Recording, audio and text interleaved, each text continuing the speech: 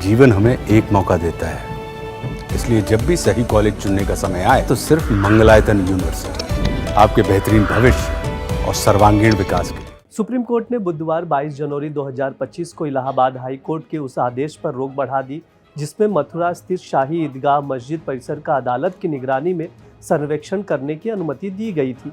ये परिसर कृष्ण जन्मभूमि मंदिर के बगल में स्थित है। भारत के chief justice Sanjeev Khanna, justice Sanjay Kumar और जस्टिस के.वी. विश्वनाथन की पीठ ने कहा कि वो इस मामले की सुनवाई 1 अप्रैल से शुरू होने वाले सप्ताह के लिए स्थगित करेगी। इस दौरान इलाहाबाद हाई कोर्ट के आदेश पर जारी रोक प्रभावी रहेगी। इलाहाबाद हाई कोर्ट ने 14 दिसंबर 2023 को शाही ईदगाह मस्जिद परिसर का अदालत की निगरानी में सर्वेक्षण करने की अनुमति दी थी और इसके लिए अदालत आयुक्त की नियुक्ति का भी निर्देश दिया था। हिंदू पक्ष का दावा है कि इस परिसर में ऐसे चिन्ह मौजूद हैं जो ये दर्शाते हैं कि वहां पहले से एक मंदिर था। इस मुद्दे पर हिंदू पक्ष के अधिवक्ता विष्णु शंकर जैन ने कहा कि मस्जिद समिति की अपील इस आदेश के खिलाफ दायर की गई थी और इस प्रकार मामला निष्प्रभावी हो गया है। सुप्रीम कोर्ट ने पहले 16 जनवरी 2024 को इलाहाबाद हाई कोर्ट के आदेश पर रोक लगाई थी और अब 1 अप्रैल से इसकी सुनवाई स्थगित कर दी है। सुप्रीम कोर्ट में अभी 3 प्रमुख मुद्दे लंबित हैं। पहला, हिंदूवादियों द्वारा दायर मुकदमों के समाकन के खिलाफ एक अंतर न्यायालय अपील।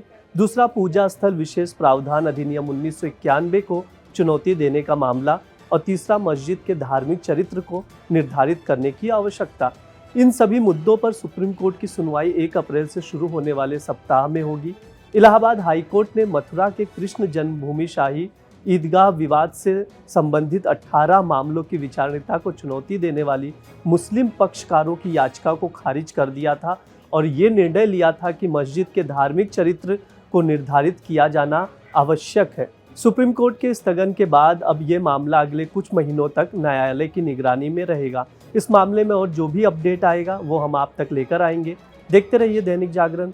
शुक्रिया। प्लेस ऑफ वर्शिप एक्ट की जो हमने पीआईएल चैलेंज किया है उस पे ईदगाह कमेटी ने एक इंटरवेंशन एप्लीकेशन फाइल किया और फाइल करके कहा है कि केंद्र सरकार को जवाब देने का मौका भी नहीं मिलना चाहिए। ये मुस्लिम साइड ऐसे लगता है भारत को संविधान से नहीं, भारत को कुरान से चलाना चाहते हैं। भारत संविधान से चलेगा ना, बाइबल से चलेगा ना, कुरान से चलेगा। ये अच्छी तरीके समझ लीजिए। एक तरफ मुस्लिम साइड ये कह रही है कि नहीं, प्लेस ऑफ वर्शिप एक्ट बरकरार रखना चाहिए। दूसरी तरफ मुस्लिम साइड फिर ये कह रही है कि हमारी पिटीशन डिसमिस हो जानी चाहिए। फिर मुस्लिम साइड ये भी कह रही है कि आप कोई सर्वे मत कराइए। और अब तो नया आ गया है कि नहीं, आप सेंटर को जवाब भी दाखिल मत करने दीजिए। कल को ये कहेंगे कि मीडिया में डिबेट भी नहीं होने चाहिए। यानी लोकतंत्र के जो चारों स्तंभ हैं, विधायिका, कार्यपालिका, न्यायपालिका, उन सबसे ऊपर ये हमारा ईदगाह कमेटी हो चुकी है, सबसे ऊपर ये मुस्लिम पक्ष हो चुके हैं। मेरा तो ये भी कहना है कि केंद्र सरकार के अलावा उन सभी राज्य सरकारों को इसमें उनको भी पार्टी बनाना चाहिए जहां पे ये डिस्प्यूटेड साइड है। चूंकि मुस्लिम side bar bar law and order का हवाला दे रहा है और law and order state subject है, इसलिए काशी, मथुरा, भद्रकाली, भोजशाला, अटाला, जहां पे भी विवाद चल रहा है, जहां जहां सर्वे हुआ है, वहां की राज्य सरकारों को भी पार्टी बनाना चाहिए, वहां के राज्य सरकारों को भी इसमें पक्षकार बनना चाहिए। और ये जो 1991 का प्लेस ऑफ वर्शिप एक्ट है, ये जब कांग्रेस ने बनाया था तो बीजेपी ने विरोध किया था। आज जिस बीजेपी ने 1991 में विरोध किया था, आज उसकी सरकार है। इसका मतलब कि मुस्लिम साइड को पता है कि बीजेपी सरकार इसमें क्या अपनी राय देगी, क्या यहाँ पे स्टैंड लेगी।